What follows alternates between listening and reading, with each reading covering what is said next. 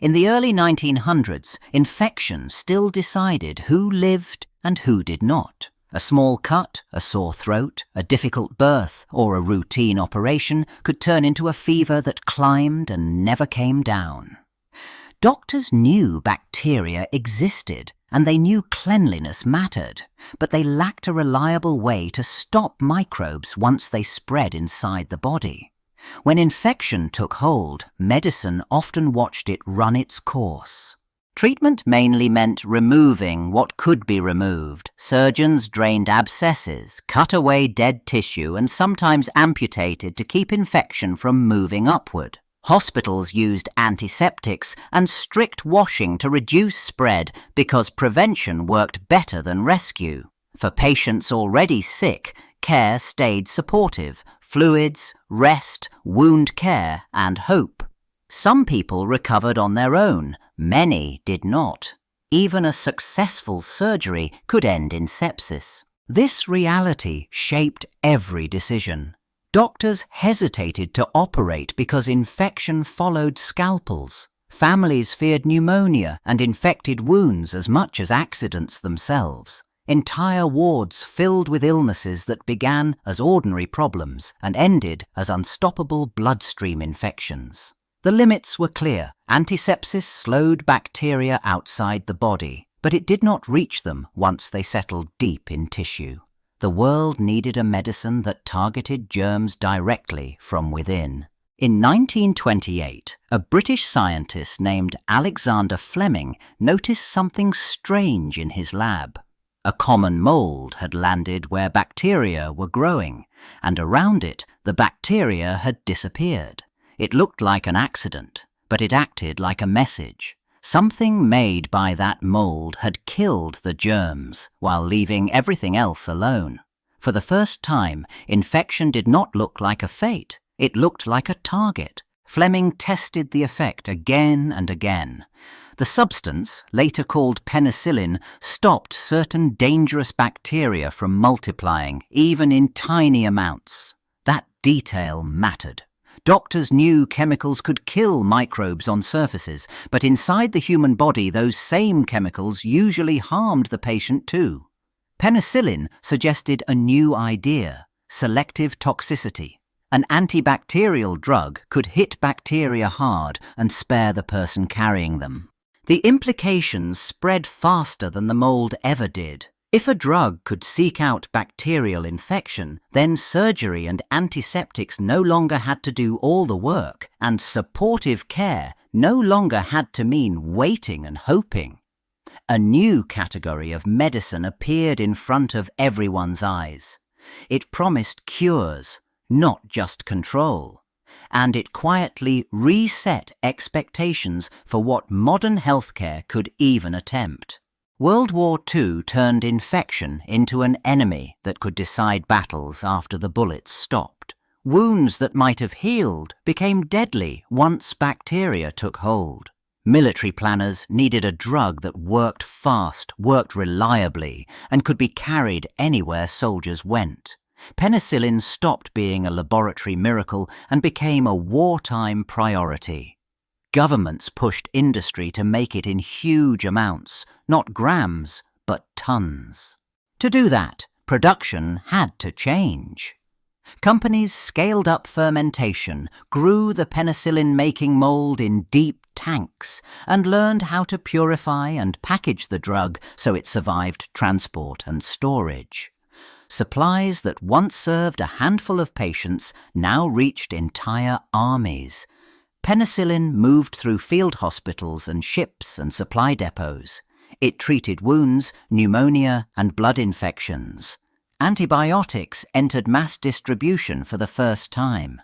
That shift created something new in nature's history. Enormous bacterial populations met antibiotics again and again in thousands of bodies across wide regions over long periods. Each dose killed the vulnerable bacteria and left any rare survivors to multiply. The war did not create resistance, but it multiplied the opportunities for it. Industrial medicine trained bacteria at scale. and the lessons spread as widely as the drug itself. Once antibiotics spread through hospitals, a new pattern appeared almost immediately. Patients improved, then relapsed. Infections that used to collapse under a standard dose kept going. Doctors recorded the first clear signs in organisms like staphylococcus, common in wounds and surgical sites. The surprise was not that some germs survived by chance. It was that the survivors multiplied fast, and soon the drug no longer behaved like a sure cure. The reason was simple and brutal. Antibiotics killed the easy targets and left behind the rare bacteria with a protective quirk, sometimes a changed surface, sometimes an enzyme that broke the drug. In crowded wards, those survivors found new hosts quickly. Resistance then spread through the hospital like an invisible handoff. Each successful treatment created the next test. And the bacteria kept passing, generation after generation, through the strongest filter medicine had. Researchers answered with new antibiotics, but the timing never stayed in their favor. A drug arrived, worked widely, then resistance followed, first as scattered cases, then as outbreaks. Hospitals became early warning systems, showing evolution in real time. The lesson landed hard. Bacteria did not need years to adapt. They needed exposures. And once a resistant strain gained a foothold, the pipeline of new drugs struggled to catch up with what selection kept producing. After the war, antibiotics stopped being rare tools for emergencies and started being everyday medicine. Clinics and pharmacies handled them as routine, and patients expected quick fixes. A sore throat, an earache, a cough that lingered. Antibiotics often followed. Sometimes they helped. Often they never could, because many of those illnesses came from viruses. Still, the habit spread. The miracle became a product and demand stayed high. With that demand came shortcuts. Doctors prescribed just in case, trying to cover every possibility. People stopped early when they felt better, saving leftover pills for later or sharing them with family. Doses ran too low or days ran too short, and each mistake mattered. The most sensitive bacteria died first. The tougher ones survived, multiplied, and filled the space. Every unnecessary course acted like training, selecting for the microbes best at enduring the drug. Over time, casual use felt normal. Antibiotics sat beside pain relievers in the public imagination, a standard response to being sick. That normality quietly changed the biological math. Bacteria faced repeated exposure in millions of bodies, across whole communities, again and again. Resistance no longer stayed confined to unusual hospital outbreaks. It had steady chances to rise in the background of daily life. The post-war boom created not just more medicine, but more pressure for bacteria to adapt. After antibiotics became familiar in clinics, they quietly entered another world: farming. Producers had raised more animals in less space, and disease had spread fast in crowded barns and feedlots. Antibiotics had seemed like a simple fix. Small daily doses had kept infections down, and something else happened too. Animals had gained weight faster on the same feed. To an industry built on thin margins, that effect had looked like a miracle. So antibiotics had shifted from emergency medicine to routine management. They had been mixed into feed and water, not just to treat sick animals, but to prevent outbreaks before they started. That meant millions of healthy animals had carried low levels of drugs in their bodies for weeks or months. It had been the perfect training program for bacteria. The most vulnerable microbes had died. The toughest ones had stayed, multiplied and spread through herds and flocks, and this had not stayed on the farm. Resistant bacteria had moved off with manure used as fertilizer, with runoff into waterways, and with animals during transport and slaughter. Some had ridden on meat, others had reached people through dust, soil, and direct contact with workers. Every pathway had added chances for resistance traits to meet human pathogens. Agriculture had become a massive reservoir, constantly generating survivors and feeding them into the same microbial world humans lived in.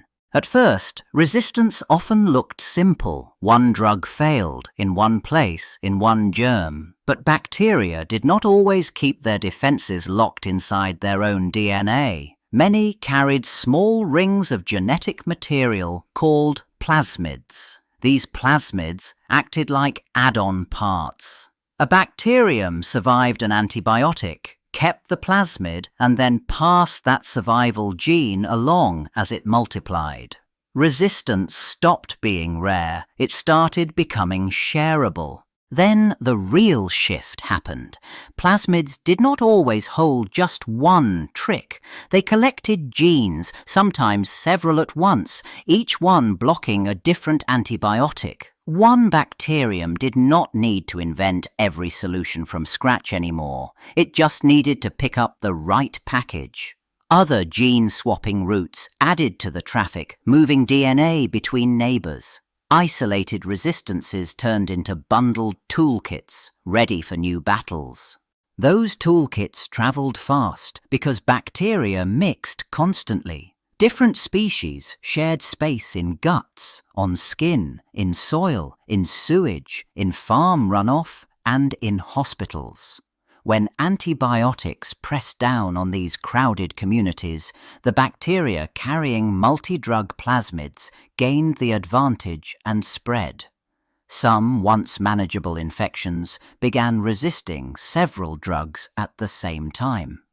Medicine faced a new opponent, not a single mutation, but mobile resistance on the move.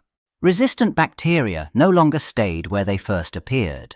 Planes moved people across continents in hours, carrying harmless gut bacteria and dangerous pathogens alike. A traveler could feel fine, arrive in a new city, and still shed resistant strains into toilets, surfaces, and close contacts. The old idea of a local hospital problem broke down. Infections traveled at the speed of modern life. Trade carried the same risk, just quieter. Food, animals, and raw materials crossed borders every day, and bacteria rode along on skin, in water, and in contaminated products.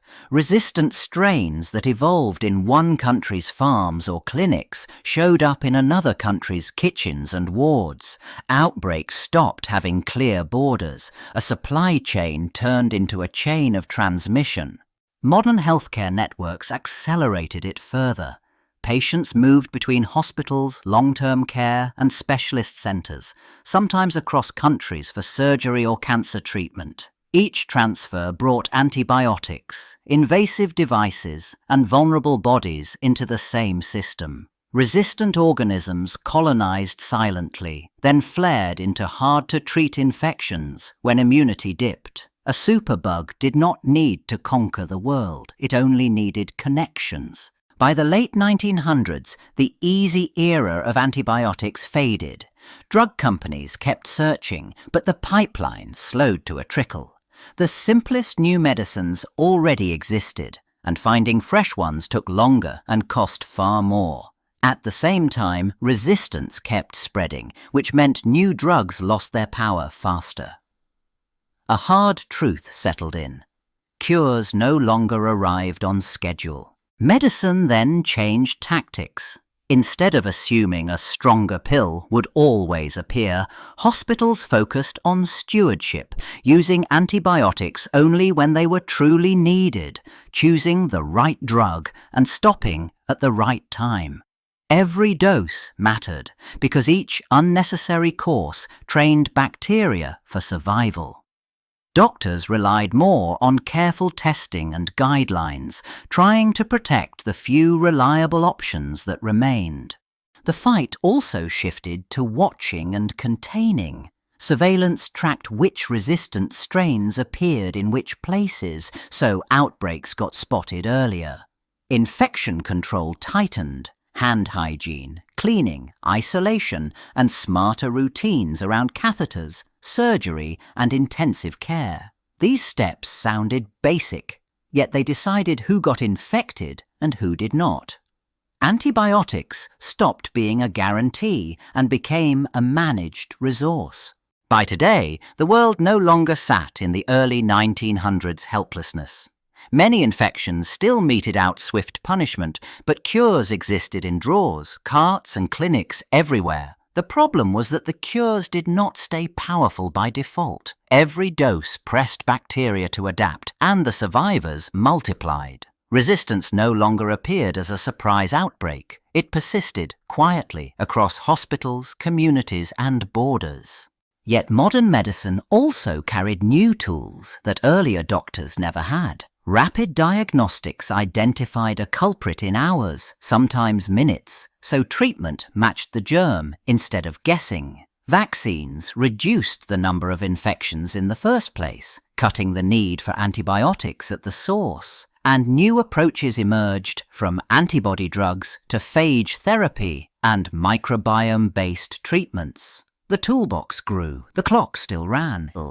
The central tension stayed brutally simple. Antibiotics saved lives, and every health system depended on them for surgery, cancer care, and intensive care. But the more casually they were used, the faster bacteria improved their defenses.